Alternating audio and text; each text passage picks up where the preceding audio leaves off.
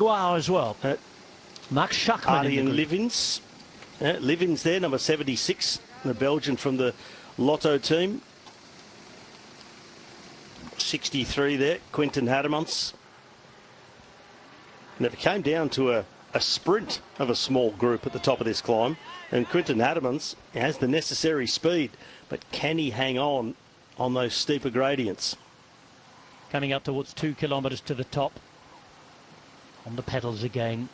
Pushing on is Laurens de Plus. Paulus measuring this as much as he can.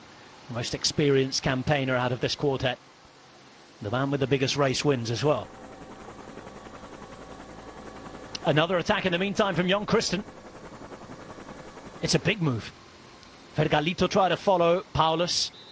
We'll wait, we'll see, we'll ride to his numbers and see if he can get back on. It's up to Vergalito here to try and close the gap. Another little flatter section coming at them. So through 2K to go, around 9%. It eases off just slightly for a little bit. And De Plus, that big gear again, back into the wheel. So the response to the attack successful again for the Belgian. Now Jonas Vingegaard. Now. And it's Vingegaard to go. Where is Roglic? Can he react?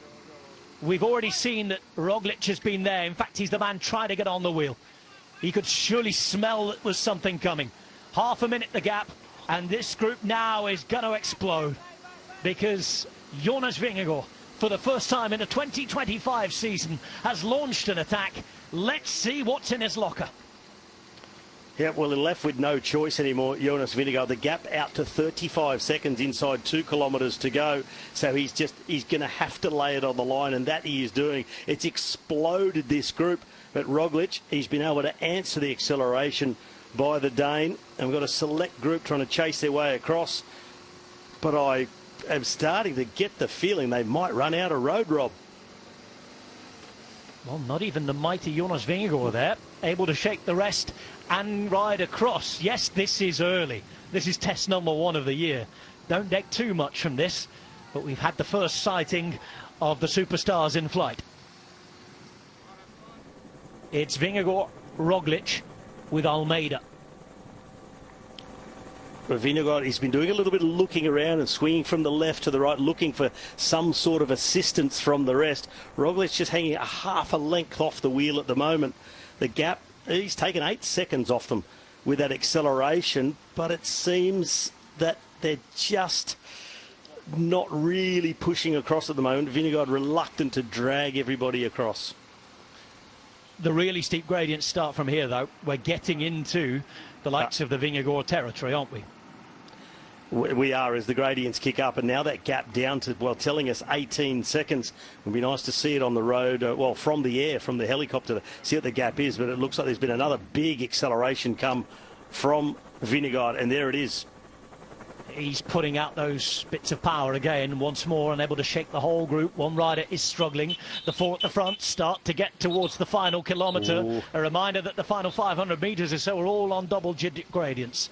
A reminder that at the front, it's Laurens de Plus in the red fade to black, Vergalito there in the grey, Christen in the white and black, and with them in the pink was Nilsen Paulus. Just on the right-hand side of the picture, in the yellow leading them on, Jonas Vingegaard, the 2-time winner of the Tour de France, on his wheel. A man who's won a Giro, 4 Vueltas, this very race as well back in 2017, Primož Roglic. At the front, they realise it's time to go, maybe now or never, and it's Jan Christen who's made his move. But look at how this inches up, Robbie.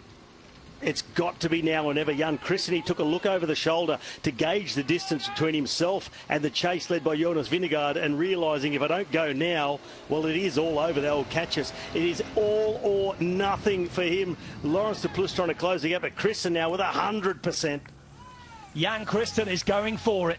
The Plus is close, but right now not close enough. There's still time. There is still road all the way to the line, though. They've been going for almost 4.5 hours. Today there is racing. There will be results. It is happening right in front of you. 400 metres to go, and the Plus isn't out of this yet. He's fighting. He's rocking and rolling. But look at Jan Christen putting that power through the pedals. The line is up ahead. Vingegaard, Roglic, Gegenhardt, Balde and Almeida all behind.